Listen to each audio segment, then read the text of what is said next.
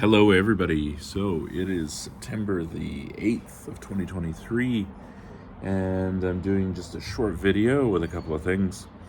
One of the things that I will probably feature a little bit on this, although I can't too much because of copyright infringement, is recently got into the record piece. I haven't owned a record player since about 1987, 1988.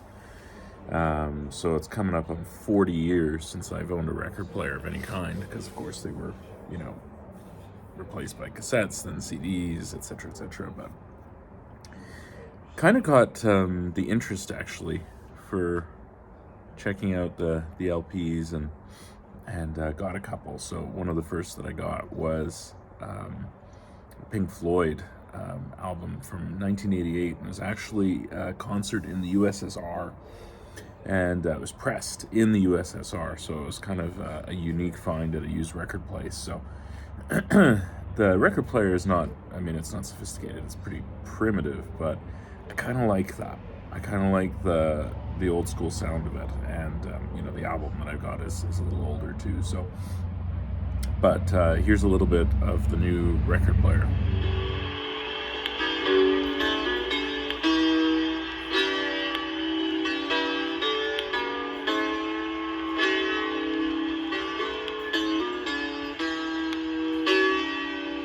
All right, so we're gonna do some risotto now. If you're a risotto purist, you're not gonna like this. So I don't do necessarily, very often anyway, a pure risotto. I tend to experiment and play a little bit with my risotto. So I'm gonna give you a crash course on the ingredients, and then we're gonna do a little bit of cooking on here. So today I will be making a sausage risotto. So start with the rice.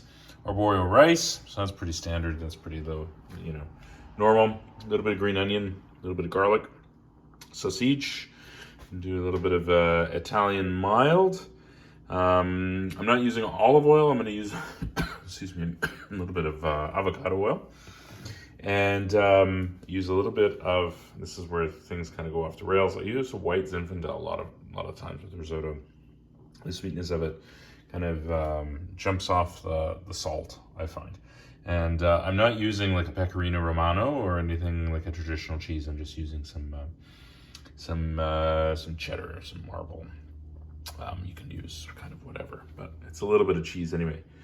All right, let's do this.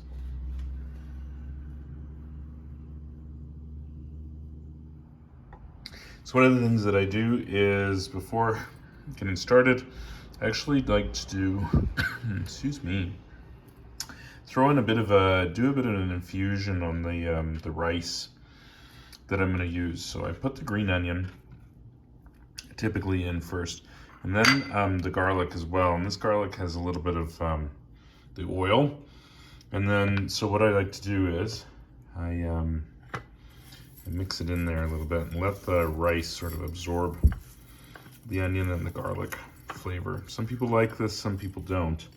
I've seen it done a few different ways. So I'm going to let that sit for a couple minutes while the pan is heating up, and then we'll get it into the pan.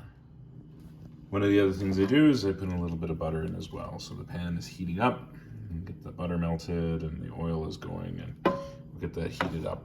And then what we're going to do is we're going to get the rice with the garlic and the onion in there right away. That going in there.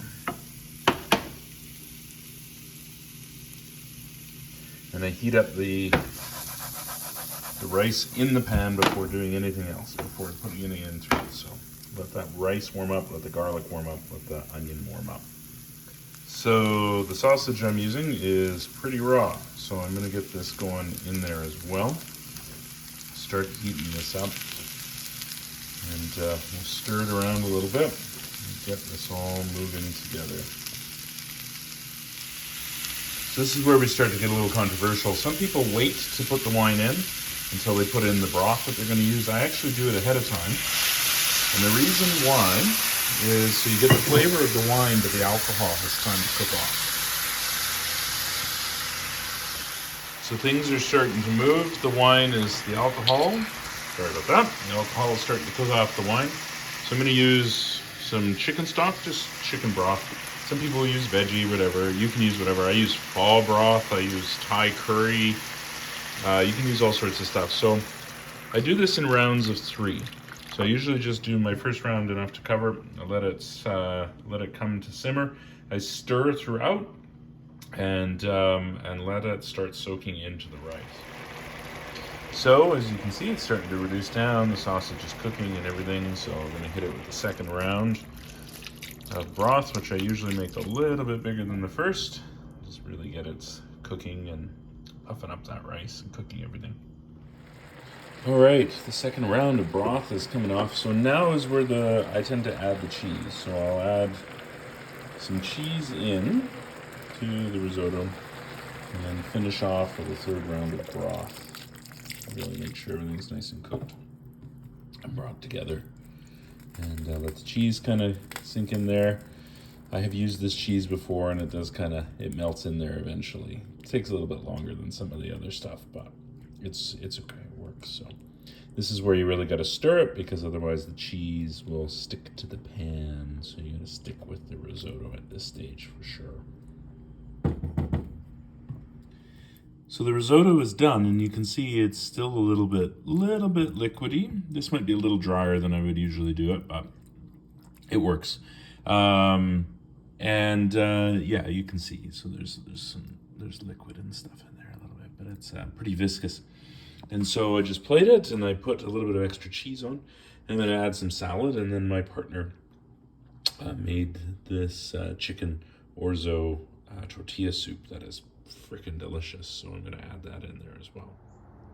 So voila, we have the chicken tortilla orzo soup. We have the risotto with the cheese melted on it now, salad with an Italian dressing, a little bit of white Zinfandel, and this, just a beautiful late summer day sitting on the patio. So can't get much better than this.